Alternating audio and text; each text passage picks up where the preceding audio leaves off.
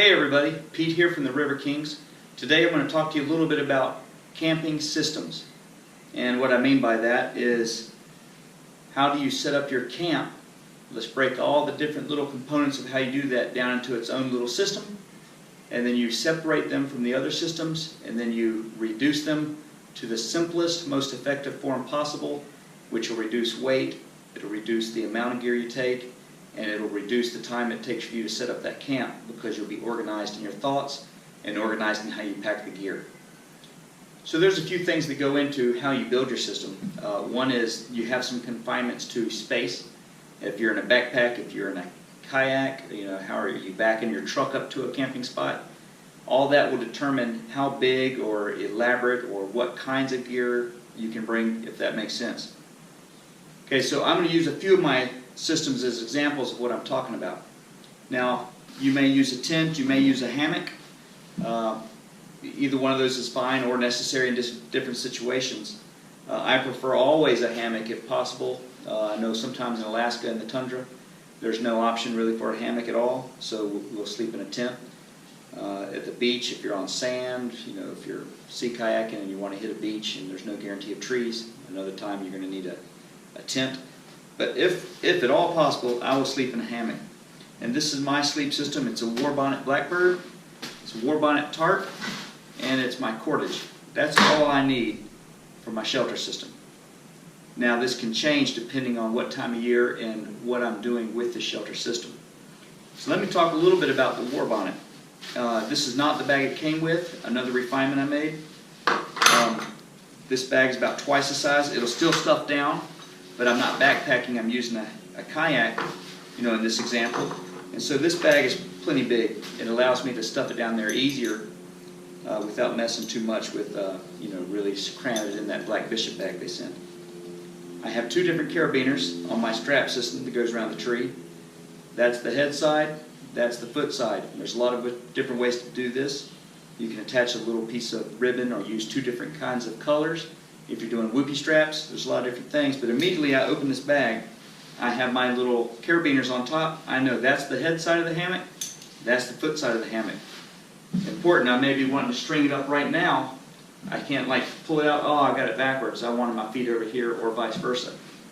As you know, you hang your feet side a little higher than your head side so that you don't slide down, and that gives you a better sit at night. All considerations and important reasons to know which side immediately is your head and your foot. As I pull the bags out, you'll see at the bottom I've adapted my Hennessy snakeskins, or you can make your own, to cover my Warbonnet. Another reason the Black Bishop bag isn't the best. I like the snakeskins. It makes everything easy in packing. It keeps it all organized when you stuff your hammock in and out. Again, I'm not saying this is the right way to do it. It's just the way I prefer it, and I like it, and I've been using this setup for hundreds of nights in the field. And every now and then something will come along that'll make what I'm doing better, and I'll adapt to that and include it. But I'm always looking to improve this thing. I haven't been able to improve on it lately, so if you have any ideas, let me know. I've probably slept 1,000 to 1,100 nights in a hammock over the last 10 years. That's a lot of time under the stars. This, pretty good little system. I've had a Hennessy. I've got all the Enos in that little thing, but I don't like sleeping in those. I could keep them for napping or taking a little break on the riverside because they're easier to set up. So that's my sleep system. Now this is my Warbonnet tarp. It barely covers the ends of the tarp and gives you a little bit of square footprint to sleep under, but it doesn't give you a lot of space to live under. And this is my cordage. So perhaps this isn't the best bet for all my trips. This is more of a minimalist or a backpacker's gear. In fact, I can leave the cordage out and take this and this, and I have crash buckles rigged onto my webbing of my webbing straps there that allow me to hook my tarp up immediately to my hammock. So very minimalist, I can do that. I always like to take a ridge line for my tarp though. It's just good business. And in here is all the cordage I need for that. This is my ridgeline system that I built. It accomplishes all my needs. I'll go over and do another video of how I do that. I got 4 pieces of cordage with little S-beaners as tie-out points, and then 2 extra with some elastic in case there's a tree too far away to get to the other ones or whatever I need. So that's all the cordage for my sleep system. Now, it's important to note that you can add or take away from any of this depending on each trip. For example, not the best tarp for a long trip because you can't live under it.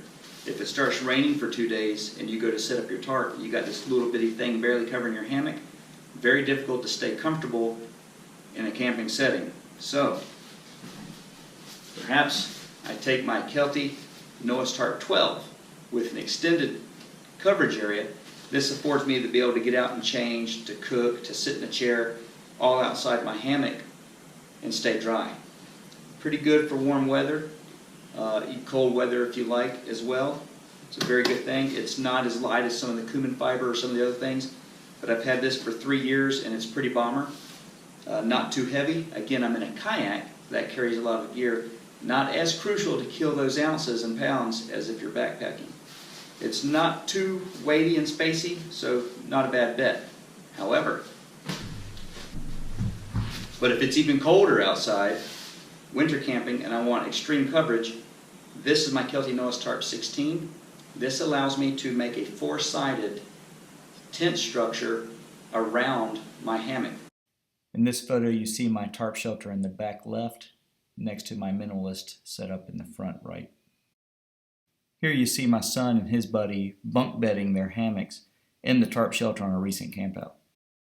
So it's basically a tent around my hammock with this tarp and the same ridge line. I'm all in. So this allows me to get 4-season, wind blockage. I can take it all the way down the ground. No air movement in and around me. It'll add 15 to 20 degrees of warmth around my hammock.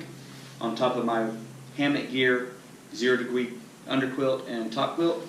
And I can sleep in my undies down to 0 degrees, and I've done that no problem. Or you can arrange it in another configuration where it's basically almost 16 by 16 coverage with all sides open, 4 gables on it basically, and I'll do a video on all this. But that'll allow pretty much your whole camp to get under there. Just put the snakeskins over your hammock and get that out of the way a little bit, and everyone's living good. So all options to think about, different components within the same system based off what I want to do in this particular trip coming up. This is my headlamp. It's a streamline sidewinder. It takes a CR123, a AA, or a AAA. Very durable, waterproof headlamp. This is my light source on a trip, and I would always have a backup. That's really the only light I need on a trip. I don't like to bring lanterns and all that. I just don't have a use for bright lights shining around the camp everywhere. If I have a fire, that's plenty. If I have this, that's plenty. But one thing a friend showed me are the Eno lights, and I normally wouldn't buy that looking piece of gear at a shop because that's for weekend warriors or glampers. Not me, but my friend bought me one, and what I did was I hung it up over my ridge line, and that hangs down over my head so I can reach up and do it. And it's something that I don't leave home without anymore. So what I'm saying is you need to keep your options open. This little piece of gear is fantastic, and you'll see it in some of my videos where I hang it up, and if I need to get up and use the bathroom at night, I just click it on. It'll last a week if I use it in the mornings and the evenings when I camp out, and I can leave it going for a couple hours at a time. And if I need to go from the fire to my hammock, I can see it. If I go out to get some water at the river, you're not really going to be disoriented in that setting, but it's just nice to see everything around your hammock, everything you're doing, because your ridge line is lit up. Make a little cup of coffee in the morning, whatever you want to do, you got instant light. So I've added that. I don't leave home without it. So what I'm saying is keep your mind open. Always be looking for something else that'll make it better. Next on the list of things, for an example, is my cooking system. Now, I have cooked in other situations and other jobs. I've cooked over a campfire for 40 using Dutch ovens and cast iron fry pans and pots, and in a very laborsome event to cook over a campfire for a lot of people. If you get less people, it's much easier. But this is what I use to cook everything I eat on a trip. And here's the reason. I don't like doing dishes. I don't like carrying dishes and pots and pans with me. And I don't like spending a lot of time cooking dinner. I'm the kind of guy who has to eat to keep doing all the other fun things I was already doing. For me, eating isn't the objective. It's just a necessity to keep me doing the other things I'm doing outdoors. So that being said, I just take freeze-dried meals, MREs, things like that with me. Now I do usually, and I don't have it with me right now, but I do usually take a roll of tin foil. So if I catch a fish and want to fry it up or cook it up, I can do that. Ball the tin foil up, just eat it with my hands right out of the tin foil or my spoon that I have with me. And then I just throw that thing away at the next trash top I get to. So I keep it simple. I filter my water. I boil my water. I don't cook in there because I keep this just for water. It keeps it clean. I can if I need to, but I just prefer not to. Got my warm beverage or my soup, whatever I want to do. Cold water, hot water. You go to a restaurant and it's summertime and they got a tea there and you're right on the river. You pour your sweet tea in there and seal it up, and then you look like you're drinking water, but you're drinking sweet tea. It's great. That's all I do with cooking. Saves me all kinds of time and space. Freeze-dried meals, in and out. You can, very minimal trash. You can bag your trash back up, in the one bag. Toss it the next time you get to a public trash can. Makes it a lot easier. Another thing I haven't talked about is eliminating gear. And this is important because as you pick up a piece of gear, you think you might like it, or you've been using it, and then after a while you say, can I do without this piece of gear? And I'm not talking about safety equipment or things like that. A good example of this is tools to process firewood. Some people bring hatchets, saws, little camp axes, all kinds of different ways to do firewood. Now, I just got done with the camp out with my kids and my wife, and we built a fire and had it going, pretty much when we got there till we went to bed, and when we woke up until we left when we put it out. And the kids and my wife and I gathered all the firewood we needed because we're in a backcountry setting where there's plenty of wood. And anything up to about that big in diameter, you can just put between the fork of two small trees close together and push it till it breaks. And you can break up, a 10-foot log in 25-30 seconds into nice, chunks of wood about that big. So I'm not saying don't bring axes or saws. I'm saying I choose not to because I don't need it. I don't like carrying the weight. I don't like doing the work involved in hatcheting or chopping or sawing wood. It's just I'd rather relax and build a smaller fire with smaller wood. Another thing though, on this line that I do on cold weather camping trips, where we're doing this out of a kayak, is I carry a little container of lighter fluid. And this is for emergency purposes, because while I can do the friction fires and one match, and have been doing that since I was a kid, there's no need in trying to be a purist when you need a fire. If someone was to capsize and dump and get really cold, or have an event where we need to warm some person up, I can just gather this big pile of just junk wood, you just throw it on there, hit it with about half a container of lighter fluid, throw a match on there, and I've got a fire. And we can play Mr. Primitive some other time down the road, but when a person needs a fire, it's no time to prove that, hey, I'm a woodsman, I can do this with one match or with a striking kit. And that's another thing that we picked up. Just carry a container of lighter fluid with you, throw it in there, very accessible. Cold weather kayaking trips, someone immerses, they're cold, hit that thing with some lighter fluid, start your fire, there's no shame in that. The person who's freezing is going to appreciate it. If it's you, you're going to be glad you had it in there because you don't have to fiddle around with shaking fingers trying to start a fire. So that's a brief overview of systems in camping. I'm going to do some videos coming up.